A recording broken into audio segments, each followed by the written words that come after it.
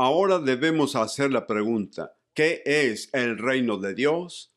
Hemos establecido un amplio y muy general marco entre la creación y la consumación final. Así que veamos un poco más de cerca y preguntémonos, ¿qué es el reino de Dios?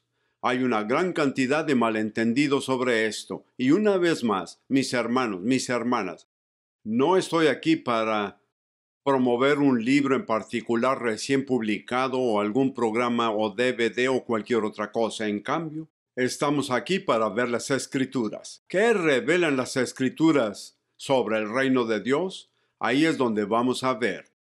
En nuestro mundo de hoy, de hecho, a lo largo de la historia de la humanidad, hemos tenido muchos conceptos de lo que es un reino, y están principalmente en dos formas. Primero, un reino entre hombres es principalmente un reinado sobre el cual reina un rey. Por ejemplo, tiene límites, tiene una tierra. Hubo un tiempo en que Inglaterra se consideraba un reino e incluso hoy tiene una reina. Y esa tierra tenía límites y fronteras y se consideraba un reino. Hay un segundo concepto de reino que se trata de las personas que pertenecen a un reinado determinado. Eso se considera un reino. Aquí es donde tenemos un malentendido. A veces las personas piensan que el reino de Dios es identificado o definido por la iglesia. El problema es que no solo no es cierto según las Escrituras, sino que cuando comenzamos a ver a la iglesia como el reino, no entendemos completamente las verdaderas implicaciones, el verdadero poder, el verdadero impacto del reino de Dios sobre la humanidad.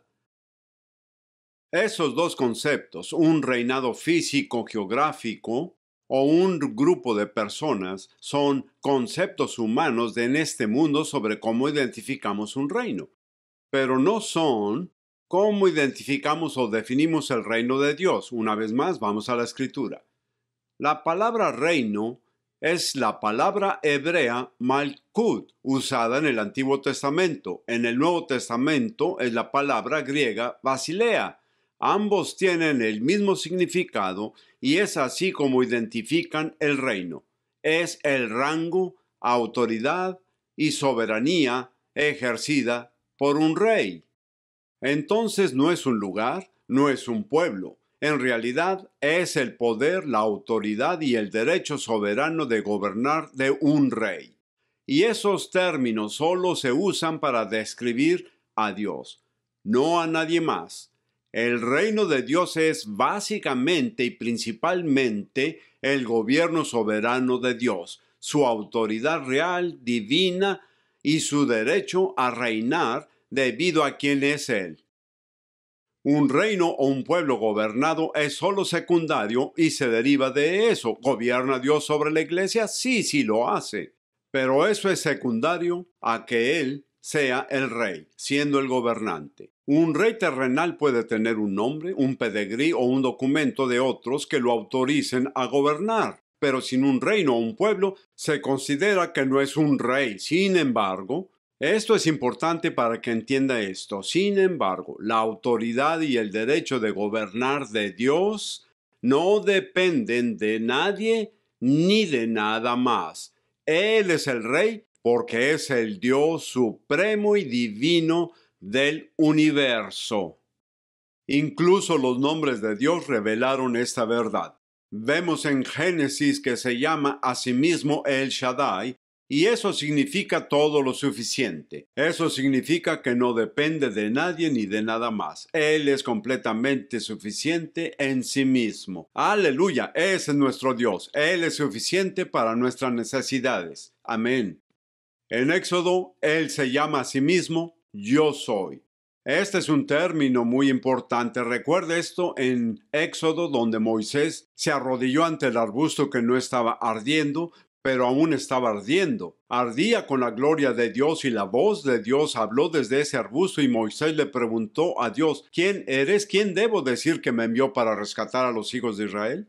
Y Dios dice, yo soy, te envío. Es muy interesante notar que Jesús también en el capítulo 8 de Juan usó el mismo término para describirse a sí mismo. En otras palabras, decía claramente, yo soy Dios. Ese término yo soy significa que Él es el mismo que existe. Dios no necesita nada ni de nadie para decir que soy Dios. Soy el Rey del universo. Y cuando las escrituras se refieren al reino de Dios, siempre se refiere a su gobierno, a su reino, a su soberanía. Se lo pondré de esta manera. Si no hubiera iglesia, si no hubiera humanidad, si no hubiera planeta Tierra, ¿Dios seguiría siendo rey? Sí, lo sería.